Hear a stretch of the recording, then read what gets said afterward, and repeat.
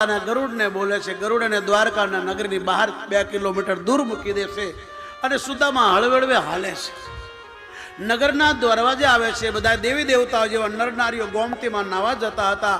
સુદામા સવારના પોરમાં પૂછે છે કે આ બધા આ કયું નગર છે? બધાએ કીધું આ દ્વારકા નગરી છે. સુદામાએ પૂછ્યું ભગવાન કૃષ્ણ ક્યારે છે? બોલ્યા સીધા રસ્તે જાઓ, સામે કૃષ્ણનગર સોસાયટી છે, આખી સોસાયટી એની છે. અને સુદામા હળવે હળવે હાલે છે. અને આપણા કવિએ ગાયું છે, હે જી સુદામા એ દ્વારકા. આવા દો, આવો બાપા સુદામા આવો.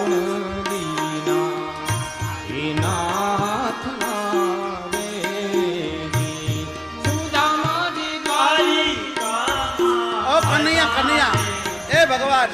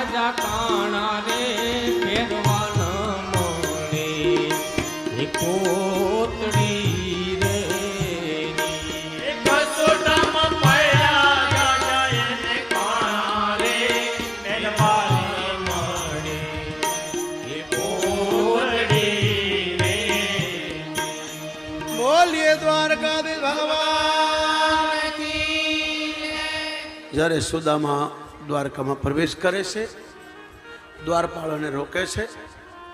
પછી સુદામા કે તમારા દ્વારકાધીશને કહો કે તમારો બચપનનો મિત્ર સુદામા આવે છે.